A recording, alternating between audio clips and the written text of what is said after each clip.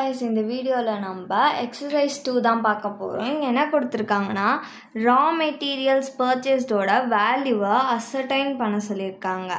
Materials consumed 5 lakh, opening stock of materials 50,000, closing stock of materials 25,000. இதோட format வந்து particulars rupees.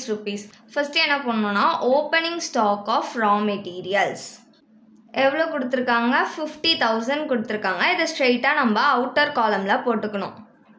Next மெட்டீரியலை வந்து consume பண்ணியிருக்காங்களாம், அதனால அதை வந்து நம்ம மைனஸ் பண்ணி காமிக்கணும். மைனஸ் மெட்டீரியல்ஸ் கன்சியூம்டு எவ்வளோ கொடுத்துருக்காங்க 5 lakh கொடுத்துருக்காங்க. இன்னர் காலமில் போட்டுக்கோங்க, ஏன்னா க்ளோசிங் ஸ்டாக் கொடுத்துருக்காங்களா அதையும் மைனஸ் பண்ணி காமிக்க போகிறோம்ல.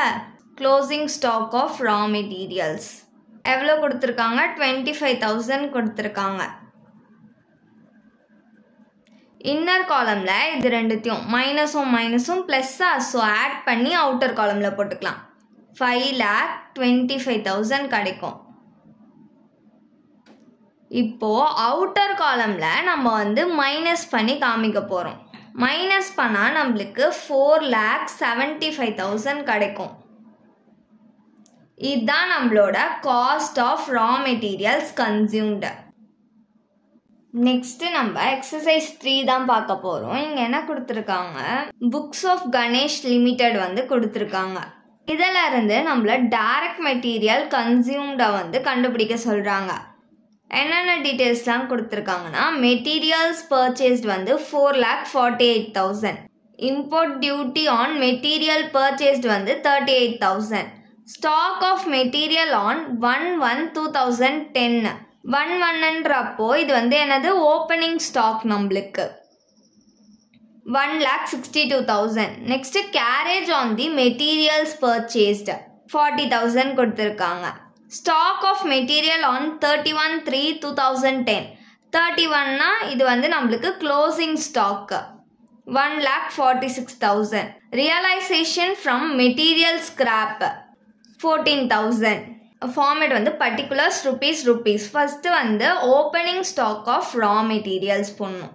1/1/2010 கொடுத்தாங்கல்ல அந்த அமௌண்ட் போட்டுக்கணும். 1,62,000 ஸ்ட்ரெயிட்டாக அவுட்டர் காலமில் போட்டுக்கோங்க.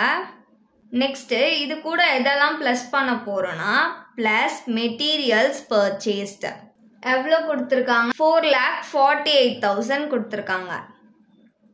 இன்னர் காலமில் போட்டுக்கலாம். ப்ளஸ் பண்ணுறதுக்கு நம்மளுக்கு இன்னும் இன்ஃபர்மேஷன்ஸ் இருக்குது. நெக்ஸ்ட்டு வந்து கேரேஜ் இன்வர்ட், அதாச்சும் carriage on the materials purchase தான் நம்மளுக்கு கேரேஜ் இன்வர்ட். எவ்வளோ அமௌண்ட் கொடுத்துருக்காங்கன்னா 40,000.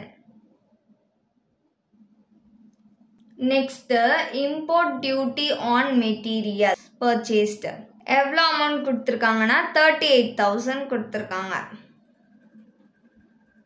ப்ளஸ் பண்ணுறதுக்கு இதெல்லாம் தான் கொடுத்துருக்காங்க. இது எல்லாத்தையும் ஆட் பண்ணி அவுட்டர் காலமில் போட்டுக்கலாம். ஆட் பண்ணோன்னா நம்மளுக்கு 5,26,000 கிடைக்கும். இப்போது இங்கே அவுட்டர் காலம்லேயும் நம்ம வந்து ஆட் பண்ணி தான் காமிக்கணும். ஆட் பண்ணோன்னா நம்மளுக்கு வந்து 6,88,000 கிடைக்கும். நெக்ஸ்ட்டு இது கூட நம்ம எதெல்லாம் மைனஸ் பண்ணோன்னா ரியலைசேஷன் ஃப்ரம் மெட்டீரியல் ஸ்கிராப்பை மைனஸ் பண்ணணும். எவ்வளோ அமௌண்ட் கொடுத்துருக்காங்கன்னா 14,000 கொடுத்துருக்காங்க. Next closing stock of raw materials. Closing ஸ்டாக்னா 31/3/2010 கொடுத்துருக்காங்கல்ல அதுதான் closing stock of raw materials. எவ்வளோ அமௌண்ட்டு 1,46,000 கொடுத்துருக்காங்க. இங்கேயும் மைனஸா ஸோ ரெண்டுத்தையும் ஆட் பண்ணி அவுட்டர் காலமில் போட்டுக்கலாம். ஆட் பண்ணோன்னா நம்மளுக்கு 1,60,000 கிடைக்கும். இப்போது அவுட்டர் காலமில் நம்ம மைனஸ் பண்ணி காமிக்கணும். அவுட்டர் காலமில் மைனஸ் பண்ணோன்னா நம்மளுக்கு 5,28,000 கிடைக்கும். இதுதான் வந்து cost of raw materials consumed. Thanks for வாட்சிங்.